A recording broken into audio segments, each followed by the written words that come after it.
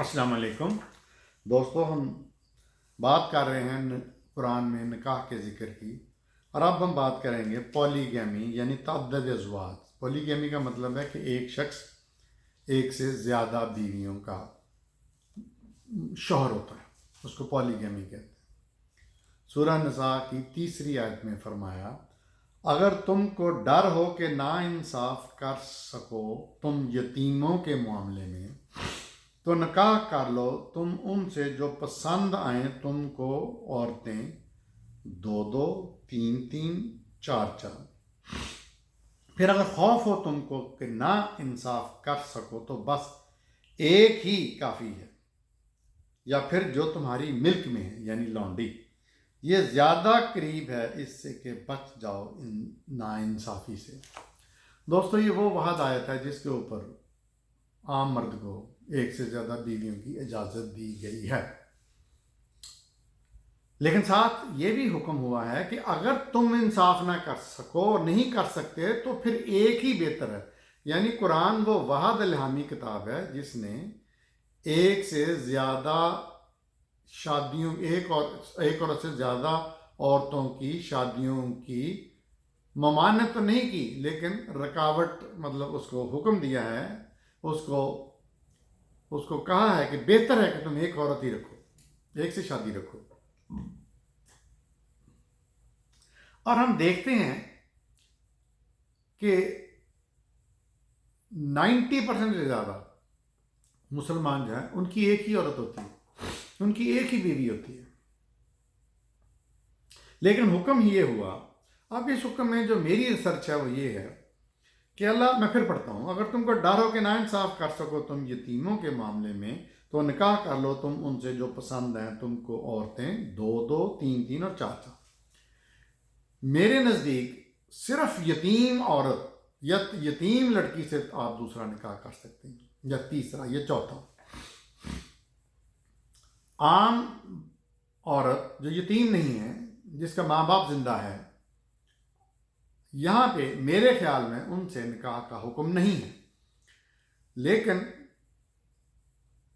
लोगों ने इस आयत को लेकर 2-2, 3-3 शादियां की हुई हैं, 4-4।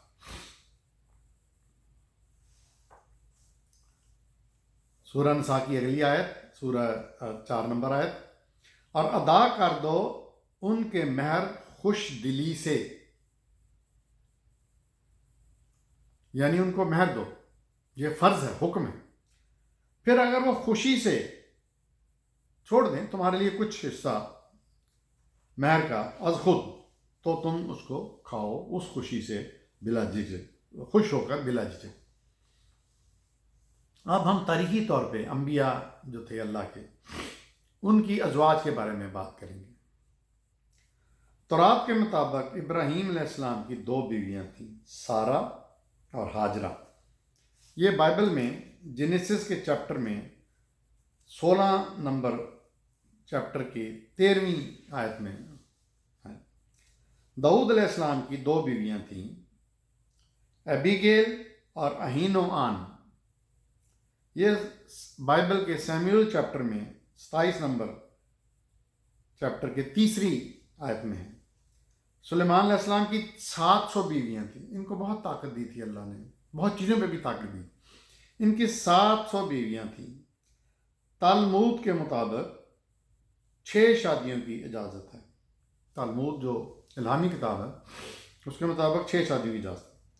हज़रत ईसा अलैहिस्सलाम की किसी शादी का सबूत नहीं, लेकिन ईसा अलैहिस्सलाम की तअद्दुद अज़वाज की मुखालफत में कोई बयान अंजीलों में भी नहीं। यानी किसी अंजील में, ये जो 4 बनाए फिरते हैं ईसाई, इनमें किसी में भी हुक्म नहीं है कि तुमने एक ही से करनी है। जो ईसाई सख्ती से अमल करते हैं वो बताएंगे क्यों करते हैं। यहूदियत, तौरात में ज़्यादा बीवियां होने की सूरत में वरासत के कवानीन वाज़े नहीं। ये 21 नंबर मज़मून की 15 से 16 आयत में जिक्र है कि ज़्यादा बीवियां होने की सूरत में वरासत के कवानीन वाज़े नहीं। नंबर 2, यहूदियत में 11वीं सदी में मर्द को कसरत अज़वाज की इजाज़त थी, یہاں تک کہ ربی گرشم بن یہودا نے اس پر پابندی عائد کی، یعنی یہودیوں کے اوپر ایک سے زیادہ شادی کرنے کی پابندی کس نے لگائی؟ ایک ان کے ربی گرشم بن یہودا۔ اس کے باوجود یہودی 1950 تک ایک سے زیادہ شادیاں کرتے رہے اور ابھی بھی کرتے ہیں، لیکن اسرائیل میں 1950 کے بعد اس پر پابندی لگا دی گئی۔ ترتولین کے بقول عیسائیت اور عورت کے نام سے مضمون میں سینٹ پال جو عیسائیت کا بانی تھا، اس نے ایک خط میں لکھا، عورت کو چپ چاپ کمال تابع داری سے سیکھنا چاہیے، اور میں اجازت نہیں دیتا کہ عورت سکھائے یا مرد پر حکم چلائے، بلکہ چپ چاپ مرد کے پیچھے چلے، کیونکہ پہلے آدم کو بنایا گیا، پھر اس کے بعد حوا کو۔ آدم نے فریب نہیں کیا، بلکہ عورت فریب کھا کر گناہ میں پڑ گئی۔ تہمتس کے نام پول کا سینٹ پال کا پہلا خط۔ دوسرے خط میں اس نے لکھا، پس میں تمہیں آگاہ کرتا ہوں کہ ہر مرد کا سر مسیح کا اور عورت کا سر مرد کا اور مسیح کا سر خدا کا ہے۔ مرد خدا کی صورت اور اس کا جلال ہے، مگر عورت مرد کا جلال ہے، اس لیے کہ مرد عورت سے نہیں بلکہ عورت مرد سے ہے اور مرد کے لیے پیدا کی گئی ہے۔ یہ پول نے گرنتھیوں کے نام خط لکھا 11ویں لیٹر میں۔ فادر یوگلین ہلما کے مطابق بائبل میں یہ کہیں حکم نہیں ہے کہ شادی صرف ایک خاتون سے ہونی چاہیے، اور نہ ہی ایک سے زیادہ شادیوں کی ممانعت ہے، بلکہ عیسائی انجیل کثرت ازواج کی اجازت دیتی ہے۔ یعنی بائبل میں یہ کہیں حکم نہیں دیا گیا کہ ایک عورت شادی کرو۔ یہ روم میں ویٹیکن چرچ نے یونان اور روم کے کلچر کے تناظر میں حکم جاری کیا کہ صرف ایک ہی بیوی سے شادی کی اجازت ہے، جبکہ چرچ کو طائفوں سے تعلقات بنانے میں کوئی اعتراض نہیں۔ یعنی کیا کمال کا حکم ہے، چرچ کا مرضی ہے کہ شادی تم نے ایک سے زیادہ نہیں کرنی، طائفوں سے تعلقات، بوائے فرینڈ گرل فرینڈ، سارا یہ گندگی، یہ تمہیں اجازت ہے۔ عیسائیت میں روح کا تصور۔ عیسائیت میں عقیدہ ہے کہ عورت میں روح کا وجود نہیں۔ 17ویں صدی میں عیسائیت میں عقیدہ کہ عورت میں روح کا وجود ہی نہیں، لا حول ولا قوت۔ 17ویں صدی میں روم میں ہونے والی کونسل کے اجلاس میں عیسائی پادری اس نتیجے پر پہنچے، حالانکہ مریم کے اندر تو روح پھونکی گئی تھی، تبھی تو عیسیٰ پیدا ہوئے۔ انجیل میں آدم کے جنت سے نکالنے کا سبب عورت کو قرار دیا گیا ہے۔ یہ ان کی کتاب پیدائش کے 3 باب میں ہے۔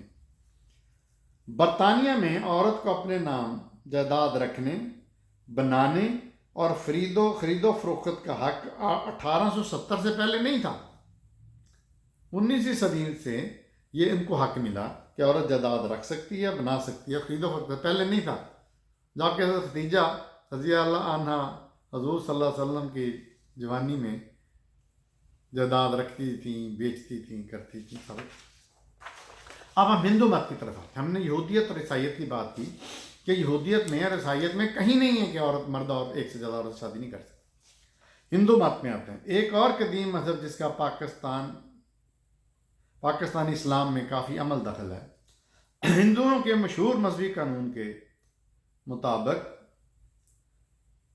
ان کے جو ماہر تھے منو راج، انہوں نے عورت کے بارے میں لکھا ہے کہ عورت لڑکپن میں اپنے باپ کے اختیار میں رہتی ہے اور جوانی اپنے شوہر کے اختیار میں، اور بیوگی میں اپنے بیٹوں کے، وہ کبھی خود مختار نہیں رہ سکتی۔ یہ منو سمرتی اس نے بک لکھی تھی، اس کے 5ویں چیپٹر کے 145 نمبر آیت یا ورس میں ہے۔ عورت خواہ نابالغ ہو، خواہ جوان ہو یا بوڑھی، گھر میں کوئی کام خود مختاری سے نہ کرے۔ یہی ہندو سمرتی کی کتاب کے 5ویں باب کے 147 نمبر میں کہا عورت کے لیے قربانی اور بھرت کرنا گناہ ہے، صرف شوہر کی خدمت کرے، اس کو خاوند کے مرنے کے بعد کسی اور انسان کا نام لینے کی بھی اجازت نہیں ہے، کم خوراکی کے ساتھ زندگی کے باقی دن پورے کرے، اور یہی ہندو مذہب میں ہے، ہم دیکھتے ہیں فلموں میں بھی آپ دیکھتے ہوں گے۔ یہی 5ویں چیپٹر منوسمرتی کی 157 اور 155 آیت ہے۔ جھوٹ بولنا عورت کا خاصہ ہے، یہ ان کا فرمان ہے 9ویں چیپٹر کے 17ویں آیت میں۔ جانکیا برہمن جس نے منو راج مہاراج کی منوسمرتی کو پاک کیا اور جس کی تعلیمات ایک عرصہ تک حکومت ہند کے دستور کا حصہ رہیں، وہ عورت کے بارے میں کیا اظہار خیال کرتے ہیں؟ چانکیہ برہمن: شہزادوں سے تہذیب و اخلاق، عالموں سے شیریں کلامی، کمار بازوں سے دروغ گوئی اور عورتوں سے مکاری سیکھنی چاہیے۔ یہ انہوں نے اپنے 12 نمبر چیپٹر کی 18ویں آیت میں فرمایا۔ آگ، پانی، جاہل مطلق، سانپ اور عورت یہ سب موجب ہلاکت ہیں، ان سے ہمیشہ ہوشیار رہنا چاہیے۔ 14 نمبر چیپٹر کے 12ویں آیت میں خدمتگار اور عورت مخلص آدمی کو چھوڑ دیتے ہیں، خدمتگار اور عورت مخلص آدمی کو چھوڑ دیتے ہیں، اور جب وہ دولت مند ہو جائے تو پھر اس کے پاس آ جاتے ہیں۔ یہ 15 نمبر چیپٹر کی 5ویں آیت۔ دریا، مسلح سپاہی، سینگ رکھنے والا، پنجے اور سینگ رکھنے والا جانور اور عورت پر بھروسہ نہیں کرنا چاہیے۔ یہ ان چانکیہ کا پہلے چیپٹر کی 5ویں آیت۔ جھوٹ بولنا، بغیر سوچے سمجھے کام کرنا، فریب، حماقت، طمع، ناپاکی، بےرحمی عورت کے جبلی عیب ہیں۔ یہ 2 نمبر آیت ان کے مضمون نے کہا۔ ہندو مت اور تعدد ازواج یعنی پالیگیمی، ہندو مت اور پالیگیمی۔ ہندوؤں کی مذہبی کتاب یعنی گیتا، مہابھارت اور رامائن میں کہیں ذکر نہیں ہے کہ مرد صرف ایک شادی کرے، بلکہ ان کے متون یا اسکرپچر کا مطالعہ کرے تو پتہ چلتا ہے کہ بیشتر راجوں، مہاراجوں اور مذہبی رہنماؤں کی کئی بیویاں تھیں۔ محمد بن قاسم سے شکست کھانے والے راجہ دھار کی 2 بیویاں تھیں، اور ایک تو ان میں اس کی سگی بہن بھی تھی۔ سکھوں کے بادشاہ رنجیت سنگھ کی 9 بیویاں تھیں، جن میں ایک مسلمان بھی تھی جس کا نام مریم تھا۔ ہندوستان میں پہلی مرتبہ 1954 میں جب میں پیدا ہوا میں ہندو ایکٹ کے تحت کثرت ازواج پر پابندی لگی۔ اس سے پہلے قانوناً مردوں کو ایک سے زیادہ شادیوں کی اجازت تھی۔ ہندوستان میں ڈاکٹر کانتی چکراسمی نے ہندوستانی اعداد و شمار انسٹیٹیوٹ کی ایک رپورٹ شائع کی ہے۔ وہ رپورٹ کہتی ہے کہ ایک سے زیادہ بیویاں رکھنے والے 100 شوہروں میں سے 72 ہندو ہیں۔ غور سے سنیں اس رپورٹ کو، یہ ہندوؤں کی رپورٹ ہے کہ 100 شوہر جنہوں نے بیویاں رکھی ہیں ان میں سے 72 ہندو ہیں، اور مسلمان بہت کم ہیں جو دوسری شادی کرتے ہیں، اور جن مسلمانوں نے دوسری شادی کی وہ زیادہ تر بیوہ اور مطلقہ نکلی۔ ہندو سماج میں بیوہ عورت کو شادی کی اجازت نہیں ہے۔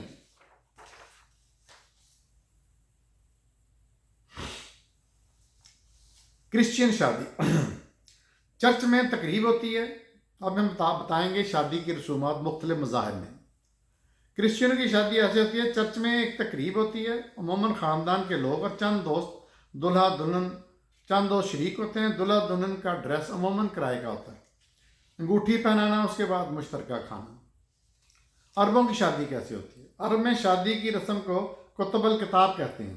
مسجد میں نکاح ہوتا ہے، امام رسول اللہ صلی اللہ علیہ وسلم کے اسوہ پر روشنی ڈالتا ہے، پھر اس کے بعد 2 سے زیادہ گواہوں کی موجودگی میں نکاح ہوتا ہے، رجسٹر میں اندراج ہوتا ہے، اور بس یہ سادہ سی رسم نکاح ہے۔ اس کے بعد کھانے کی نشست ہوتی ہے، مردوں کی علیحدہ، عورتوں کی علیحدہ۔ ہندو سکھ شادیاں کیا ہوتی ہیں؟ ہندوستان میں شادیاں بہت مہنگی ہوتی ہیں، لوگ قرضہ لے کر یہ فرض ادا کرتے ہیں اور ساری عمر اتارتے رہتے ہیں۔ عام سا آدمی بھی لاکھوں کا قرض لے کر شادیاں اور جہیز کا انتظام کرتے ہیں۔ مجھے دہلی میں خود اس چیز کا مشاہدہ ہوا۔ قلعہ نما تمبو، چاروں طرف برج، بڑا سا پنڈال، گیندے کے پھولوں کی بھرمار، سینکڑوں مہمان، بینڈ باجے، تاشے، روشنیاں، खानों में बेतहाशा ज़िया, 70 तक डिशें, दुल्हा दुल्हन के महंगे मलबूसात जो कि ज़िंदगी में अमूमन एक या दो दो पहनने का मौका मिलता है, दुल्हन के इंतहाई भारी भरकम जेवरात और जवाहरात। वजह इसकी क्या है सारा कुछ कि शोहर के मरने के बाद बेवा कसम पुसरी की ज़िंदगी ना गुजारे, क्योंकि उसको तो दूसरी शादी कर ही नहीं सकती, और विरासत का ना होना। दुल्हन का सुर्ख जोड़ा इस चीज़ की निशानी है कि अब तुमने दुल्हा के घर से मर कर निकलना है। दहेज, जिसको हम जहेज कहते हैं उर्दू में, दहेज, डॉवरी, इसकी कोई हद तक नहीं है, मुंह फाड़ के मांगा जाता है। मुकद्दस आग यानी अग्नि के गिर्द फेरे, मकसद अगर बेवा हो जाए तो इसी आग में सती होकर मर जाओ। नेक्स्ट, दुल्हा का पगड़ी तलवार घोड़े पर दोस्तों के साथ लाव लश्कर लेकर आना, मकसद दुल्हन को फतह करना। दुल्हा भगवान का रूप है, चाहे जिस किस्म का भी है, शराबी, जुएबाज, नशाबाज, गैर तलीम याफ्ता, बेरोजगार वगैरह, उसके चरण छूना बीवी का धर्म है। दुल्हन दुल्हा की स्त्री या दासी यानी जिसको अरबी में हम कनीज कहते हैं उर्दू में, वो है। उस पर दुल्हा और उसके वालिदैन की हर किस्म की सख्ती, जिल्लत, जुल्म को बर्दाश्त करना है और उफ नहीं करना है। हिंदू शादियों के कानूनी अज्जा, पहला धर्मा, जिसको हम ड्यूटी भी कह सकते हैं। नंबर 2 अर्था यानी मलकियत, पोजेशन। नंबर 3 कामा यानी physical Dzire, jeans, sex. Number 4 मोकसा यानी स्पिरिचुअल रिलीज यानी मुक्ति। कन्यादान, कन्या यानी लड़की, दान यानी देना। ये रस्म लड़की का बाप अदा करता है, जिसका मतलब है अब लड़की हमेशा के लिए उसने अपने घर से निकाल दी है, उसका जीना मरना दूल्हा के जिम्मे है। हिंदुस्तान में जहेज की रस्म पर पाबंदी 1961 में लगी, लेकिन वो धड़ल्ले से जारी सारी है।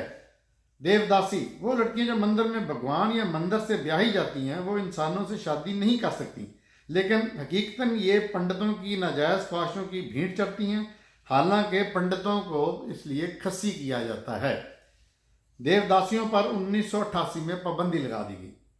सती, हिंदू समाज में बीवी को दूसरी शादी का हक नहीं, उसको खावंद की वफात के बाद या उसके साथ ही मरना है, या सारी उम्र सफ़ेद कपड़ा, मोटा सादा गज़ा के साथ जिंदा रहना है। नतीजा बेरहरवी। सती पर पहले 1829 में, फिर 1956 में, फिर 1987 में पाबंदी लगी। महाराजा रंजीत सिंह की 9 बीवियां और 27 कनीजें उसके साथ सती हुईं। और पाकिस्तानी शादी का हाल बिल्कुल हिंदुओं की शादी की 99% हिंदुओं की शादी के साथ मिलती है। मखलूत डांस, रक्स लड़के लड़कियों का, उसकी वीडियो, लंबी बारात, सारी रात हल्ला गला, पूरे इलाके में शोर शराबा, सालम बकरे रोस्ट, बेताशा खाने की बेहुरमती अर्जिया, बैंड बाजे, लाइटें ही लाइटें, दुल्हन का सुर्ख जोड़ा, ऊंची ऊंची आवाज में गाने, नीम भराना कपड़े लड़कियों को जिनके उनके बुजुर्ग भी देखने पर मजबूर होते हैं, मसनूई डेकोरेशन, रास्तों की बंदिश, कई कई दिन शादियों की तकरीब। क्या हमारी सोसाइटी में ये रसूमात हमारे कल्चर से मेल खाती हैं? क्या हमें कल्चर सुनकर भूल जाना या आगे बढ़कर कोशिश भी करनी है? ये थी पॉलीगैमी के सिलसिले में एक चैप्टर। अब मैं अपनी शादी का हाल बयान करता हूँ। मेरी शादी जब बेगम आबदा से हुई तो निकाह हमारा इस तरह हुआ कि एक गाड़ी जिसमें जो मेरा भांजा चला रहा था डॉक्टर शाहिद, मैं, मेरे वालिद डॉक्टर तुफैल और मेरा एक बहुत प्यारा दोस्त अरशद खान, हम 4 दुल्हन के घर गए। दुल्हन के घर नहीं गए, दुल्हन के घर के पास मस्जिद में गए फजर के वक्त। मेरे बड़े भाई डॉक्टर शरीफ वो अपने घर सीधे वहाँ गए। जब उन्होंने इमाम ने फजर की नमाज ख़त्म की तो मेरे ससुर ने आगे बढ़ के कहा कि मेरी बेटी का निकाह कर दें। उन्होंने तमाम नमाजियों से कहा कि आप बैठें, एक निकाह करना है।